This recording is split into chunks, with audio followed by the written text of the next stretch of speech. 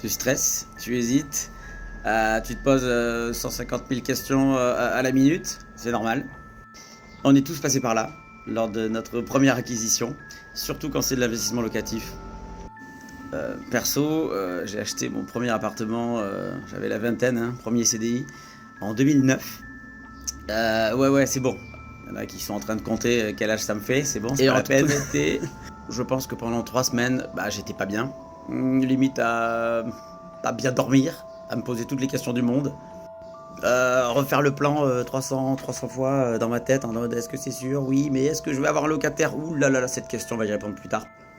Et au final, c'était pas du tout mon opération la plus rentable, mais c'était certainement la meilleure parce qu'en fait, c'est celle qui m'a permis de continuer, d'enchaîner, d'acheter un deuxième, puis un troisième, etc. bien immobilier.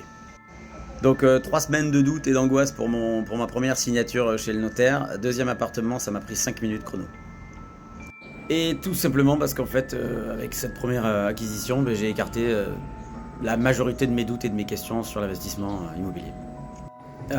C'est pour ça, petite dédicace à tous les gens que j'ai accompagnés et qui me disent désolé pour ces questions un petit peu stupides ou machin. Pas du tout en fait, parce que je suis passé par là. Donc je vous comprends et ne lâchez rien, continuez.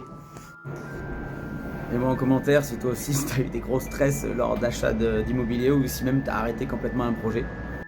Et si tu as des choses en ce moment qui te stressent, qui te bloquent sur un projet, tu hésites, n'hésite pas à poser tes questions en commentaire, je me ferai un plaisir de te répondre.